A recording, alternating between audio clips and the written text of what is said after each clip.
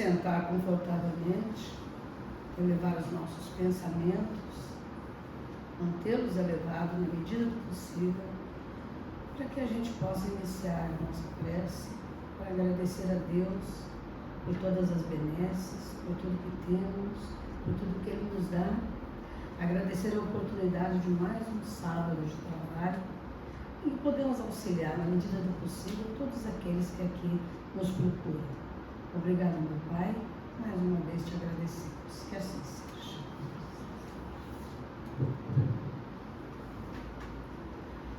Hoje vamos falar do capítulo Evangelho segundo o Espiritismo, claro, capítulo 16. É a prova da riqueza e a prova da miséria. A gente sempre se pergunta, né, por que eu não nasci milionário nessa encarnação? Por que eu não comprei uma passagem lá por aquele titã? Já pensou? Ainda bem, né, que eu nasci pobre. Gente, riqueza e pobreza são provas? São, né? Qual será a mais difícil de encarar? Todos nós somos iguais perante Deus. Todos somos submetidos às mesmas leis da natureza. Deus nos criou a todos simples e ignorantes. E a desigualdade social que vige, que a gente vê, que tem, que existe, que é palpável, é uma obra nossa, é obra do homem, não é obra de Deus. Deus nos criou todos iguais. Nós fomos fazendo essa diferença. E chegamos ao ponto de que temos as provas da riqueza e da pobreza, que são provas durante a nossa vida material que nos colocam frente a frente a determinados obstáculos e tentações e que, se passarmos por elas, naturalmente sairemos vencedores, né? Riqueza e pobreza nada mais são que provas pelas quais o espírito necessita passar, tendo em vista o objetivo mais alto, que é o seu progresso. Quando a gente faz o mapa reencarnatório, aqueles que podem fazer, aqueles espíritos que têm essa condição de fazer, porque muitos não têm, né? Então os técnicos espirituais é que projetam a encarnação futura. Mas todos nós que podemos fazer o nosso mapa reencarnatório, a gente visa não bens materiais para que a gente possa ter uma encarnação tranquila, sem problemas. Não é bem assim. Quando nós fazemos o mapa, a gente coloca nele todas as nossas necessidades, com o único objetivo, que é o da evolução. Então, quando eu peço a prova da pobreza, se eu conseguir, se ela me for liberada, é uma prova em que eu coloco tudo que eu tenho de melhor para fora. Eu aprendo a ser humilde, eu aprendo a esperar, eu aprendo a entender, eu aprendo a cooperar. É uma série de coisas que me vêm e que vai me lapidando. Se eu peço a prova da riqueza por algum motivo, é porque eu também tenho que me lapidar. Eu tenho que me colocar à frente de tentações maiores para ver se eu já sou capacitado para atender a essas tentações. Se eu tenho uma fortuna imensa do ponto de vista material, ela não me foi dada para que eu possa descansar em berço esplêndido o resto da existência terrena, né? Ela me foi dada para que eu possa saber direito, com sabedoria, como dividir aquilo, como fazer daquele dinheiro um lenitivo para outras pessoas que necessitam. Aprender a ver toda a humanidade como irmãos. Aprender que aquele dinheiro me foi dado de empréstimo, não é meu. Foi me dado para que eu possa utilizar. E todas as lições que eu tirar dele, sim, vão ser em meu benefício. Ou todas as mazelas que eu trouxer comigo em virtude dessa posse.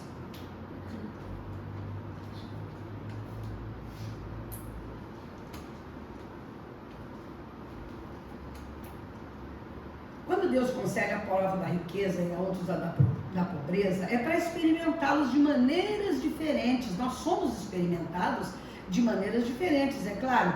As tentações que o rico sofre, o pobre não sofre. né? Mas ele sofre outros tipos de tentação. A gente vê, colocando isso no nosso dia a dia, na nossa sociedade, o que a gente vê muito? A gente vê tanto, principalmente nos tempos que correm, é que a oferta de bens é uma coisa absurda. Quando eu era criança, a gente tinha um tênis, um sapato, dois, e era só, tinha a roupa domingueira, né? A roupa de missa, aquele negócio todo. Hoje em dia não. A gente precisa de muito mais. Precisa de tanto como nunca precisou. Então quem tem, o jovem que tem condições financeiras de adquirir, tudo bem. Tem alguns jovens, principalmente a juventude, que é muito, né, sofre muita tentação. Existem muitos jovens que não se conformam por ter vindo sem qualquer tipo de auxílio material.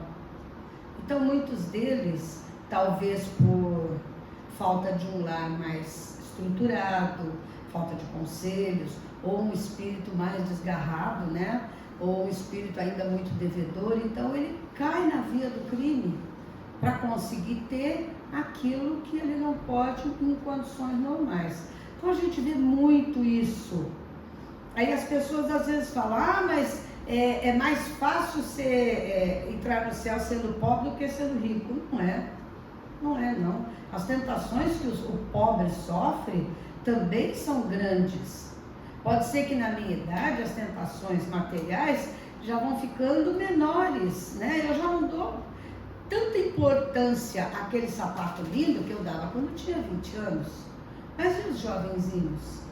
E quem quer ter um carro novo, bonito, confortável e moderno, né? Esportivo para se mostrar e não tem dinheiro? Então, quando você vem nessa condição, você vem para ver que existe, porque existe hoje, né? Nós temos hoje a oferta de bens muito maior do que sempre tivemos. Mas a gente tem que dominar, tem que aprender a se dominar. Essa é a sabedoria. Mas é muito difícil, é muito difícil.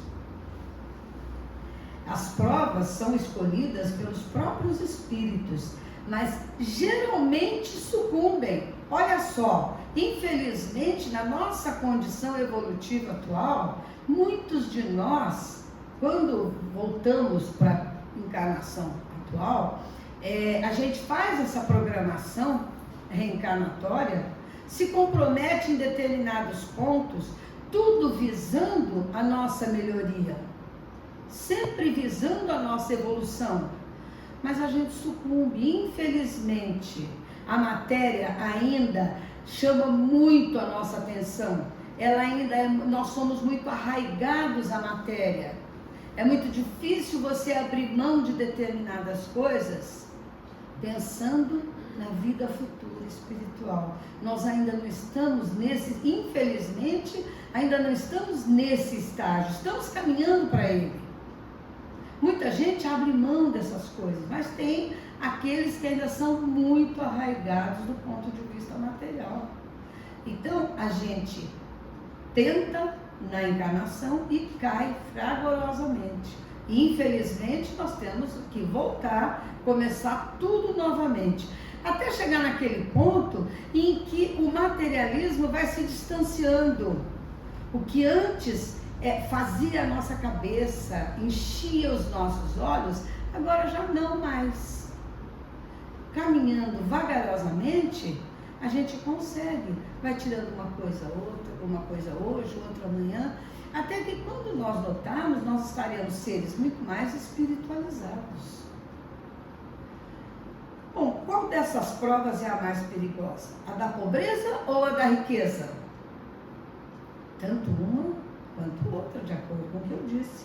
A miséria provoca a lamentação contra a providência, né? Porque quando você faz a opção pela prova da miséria na presente vida, é porque você sabe, programou o seu caminho, que você não vai ter nenhum tipo de achego financeiro, material. Você vai ter que passar pela vida cheio de problemas, procurando o pão nosso de cada dia, suadamente. Se possível, que o seu caminho seja honesto. não acender o farol da cupidez para as coisas alheias. Então a prova da miséria é uma prova muito difícil. E também não é só você não olhar para as coisas do vizinho com vontade de ter. É você se conformar que você tem aquilo e daquele limão você vai fazer a limonada. É a casinha humilde, é o trabalho diário. Nas grandes cidades você sai às vezes 4 horas da manhã, pega um ônibus, 2, 3 para chegar no serviço, mais 3 para voltar, chega à meia-noite morto de cansaço, sem lamentar, sabendo que isso é passageiro. Fomos nós que escolhemos. Eu quis ser assim, eu pedi para ser assim. Para quê? Para me provar, para eu mostrar para mim mesma que eu já posso, que eu posso passar por essas tentações sem me lamentar, sem blasfemar contra Deus. E agora tem também a prova da riqueza, que ela leva a todos os excessos. Pode levar, né? É até mais perigosa de um ponto de vista da tentação, porque se você não tiver controle, a riqueza te leva a todos os excessos, porque você tem oportunidade de provar todos os excessos. Está lá ao seu alcance, está lá na sua mão. É só você pegar, né? Se o rico sofre mais tentações, ele não dispõe também de mais meios para fazer o bem? Até que sim, né? Porque, como eu disse, a prova da riqueza é um empréstimo que Deus faz. Ele não está dando dinheiro para a gente ficar aqui no bem bom. É para você saber administrar. Mas, infelizmente, a prova da riqueza, ela traz uma carga de materialismo muito grande. É difícil você se deixar ficar imune a essas tentações. É muito difícil. Então, você pode ter condições de fazer o bem? Claro que sim, muito mais do que quem não tem nada. Mas também não é porque você não tem nada que você não vai fazer, vai ficar de olho só no seu umbigo, claro que não. Nós sempre podemos exercitar a caridade, seja com condição financeira, seja sem, porque a caridade não é a cesta básica, não é a roupa velha, a caridade é tudo.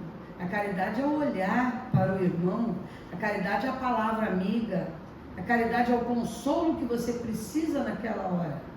Isso independe da sua condição financeira, né? E o rico nem sempre faz. Por quê? Porque se torna egoísta, orgulhoso, né? E as necessidades dele começam a ficar insaciáveis. Aí, quanto mais tem, mais quer. E é um ciclo vicioso, que dificilmente se torna virtuoso. Porque quanto mais trabalha, mais tem. Quanto mais tem, mais quer. E quando você começa a amontoar, chega num ponto que você não quer ver baixar um montão de dinheiro. Quanto mais tem, mais quer. Então isso daí faz com que as pessoas endinheiradas, muitas vezes, são mais egoístas, pensam muito mais em si, né? A posição elevada no mundo e a autoridade sobre os semelhantes são provas tão grandes e arriscadas quanto a da miséria, claro que sim, né? Quando a gente vê uma pessoa com muito poder, se ele não tiver o famoso equilíbrio, o equilíbrio para saber lidar com as situações, se ele se deixar envolver pelas tentações da matéria, ele vai realmente cair fragorosamente, né? Porque ele tem muita coisa à sua mão, mas ele não tem o equilíbrio suficiente para saber, em primeiro lugar, isso não é meu, isso é um empréstimo, eu preciso saber como utilizar em favor de todos, não é sair distribuindo.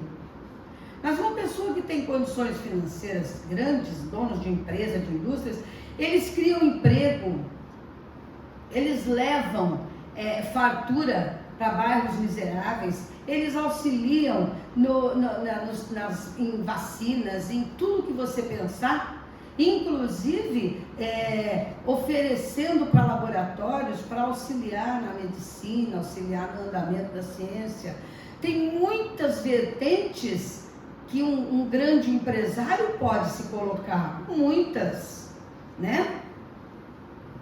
Quanto mais o homem for rico e poderoso, mais obrigações ele vai ter. É claro, a gente ouve falar muito nesse Bill Gates, né?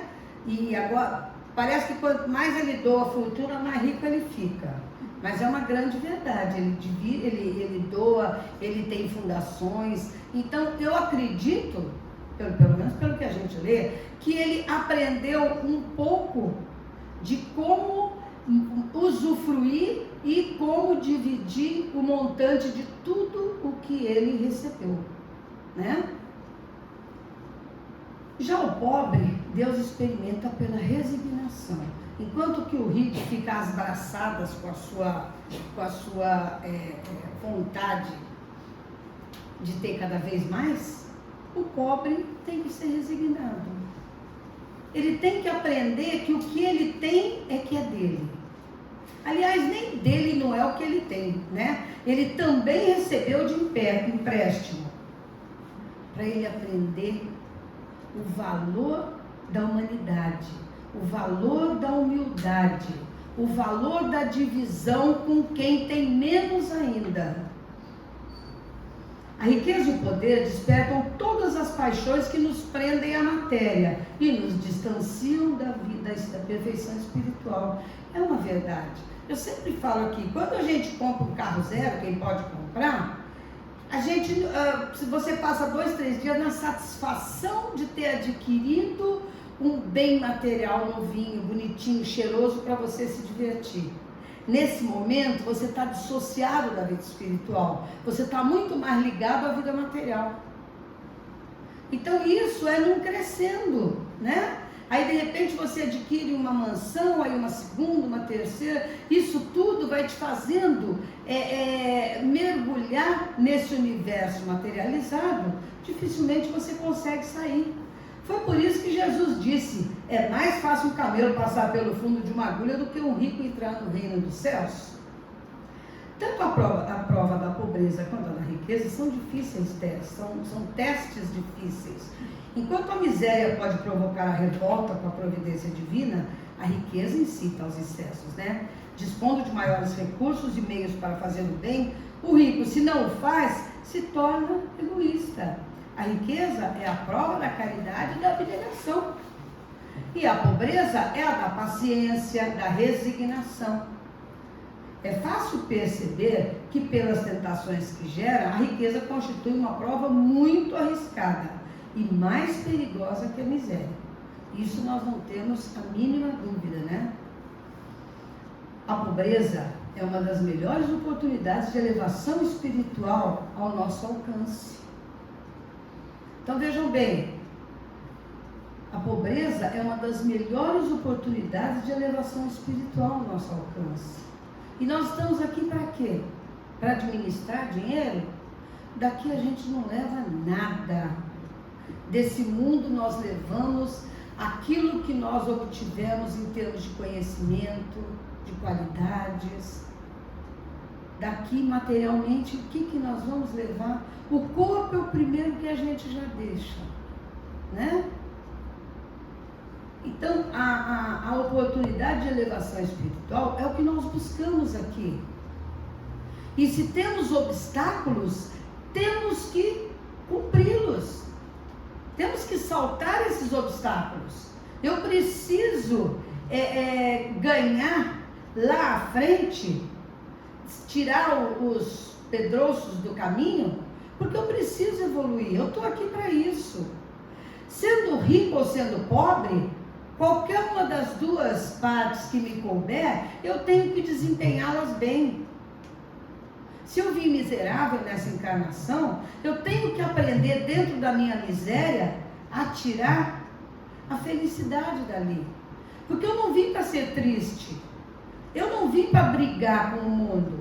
Porque se eu fizer isso, eu vou perder a minha encarnação, eu vou ter que voltar tudo de novo. Então eu tenho que aprender que mesmo não tendo nada, eu tenho muito, porque eu tenho a vida. Deus me deu a vida. Enquanto eu tenho a vida, eu tenho a oportunidade de me melhorar. E eu estou aqui para isso. O resto não importa. Somos espíritos eternos, fadados à angelitude. A cada encarnação nós caminhamos em direção a isso. Então os obstáculos que nós mesmos pedimos são obstáculos necessários à nossa evolução. Eu preciso deles para me melhorar. Então, seja pobre ou seja rico, eu só tenho que lembrar que eu sou um espírito eterno. Que essa passagem é muito rápida. Aqui não é meu lugar. Aqui eu venho, aprendo e vou embora. Na pobreza é mais fácil encontrar amizade sincera. A riqueza das alegrias simples e puras é uma grande verdade. Porque o homem de grandes possibilidades financeiras muito dificilmente distingue uma afeição pura e desinteressada. Quando você não tem nada que oferecer, você consegue chegar em corações mais puros e desinteressados, né? E a pessoa com muitos bens, com muitos poderes, ela nunca sabe quem é que está ao lado dela por desinteresse. Já é um obstáculo imenso, né, para o rico. Pobres e ricos voltam, pois, à vida espiritual em idênticas condições, o que mostra que a posição social do rico ou do pobre não passa de uma expressão transitória, e não passa mesmo. O dinheiro e a miséria vão ficar aqui. Os dois vão ficar aqui. O que vai contar é o que eu tirei de lição, seja de um lado ou de outro da vida, né? O que eu tirei de lição sendo rico ou sendo pobre, e é o que eu vou levar para as minhas vidas futuras. Compreendamos também que nenhuma das provas constitui obstáculo à evolução. Realmente. Quando você pede a prova da riqueza extrema, não é para você se perder no meio daquele dinheiro todo. É para você saber como administrar. Mas é só para você ser administrador? Então você vai fazer um curso, né? Não precisava vir para cá por isso. É para você saber o valor do bem material, saber como utilizá-lo, saber como distribuir, como fazer, ajudando o planeta, ajudando a cidade, ajudando o município a se melhorar com aqueles valores que você trouxe. Auxiliando as pessoas uma a uma na coletividade. É para isso que serve a riqueza e não para ser amontoada. Por isso que nenhuma prova é obstáculo à evolução, porque a gente sempre tem que lembrar que nós estamos aqui para evoluir e que as provas são só obstáculos que temos que transpor para chegar ao nosso objetivo, seja rico ou seja pobre. Espíritos realmente evoluídos, tanto quanto os que compreendem perfeitamente o significado da lei de causa e efeito, podem solicitar a prova da pobreza como oportunidade para o aprimoramento das qualidades, ou a realização de certa tarefa que a riqueza certamente prejudicaria. Muitas vezes também o mau uso da fortuna em uma existência anterior leva o espírito a pedir para se encarnar em uma condição diversa para aprender de ambos os lados, né? Nada nos pertence na terra, sequer o nosso corpo. A morte nos despoja dele como de todos os bens materiais. Como eu disse anteriormente, a gente não leva nada. Nós levamos as nossas qualidades, nós levamos as experiências, nós levamos os nossos amores, mas nós não levamos nenhum bem material. Não adianta brigar por eles, porque não são nossos, ficam aqui.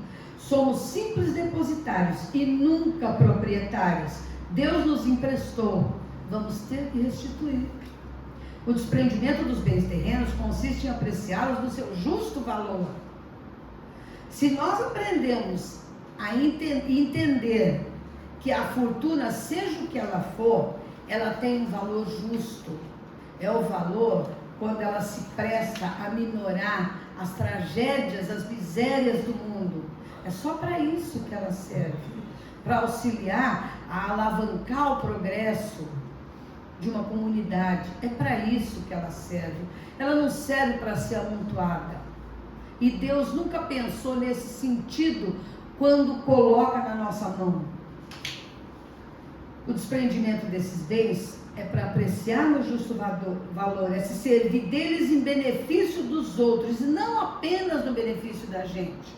Não quer dizer que eu vou pegar toda a fortuna que eu adquiri e jogar fora. Não é isso, dá para todo mundo e eu ficar sem nada. Não é. Eu tenho o direito de ter todo o conforto do mundo, tudo aquilo que essa fortuna pode conseguir para mim, eu tenho o direito de ter. O que eu não tenho direito é de fazer um muro de egoísmo em volta dela.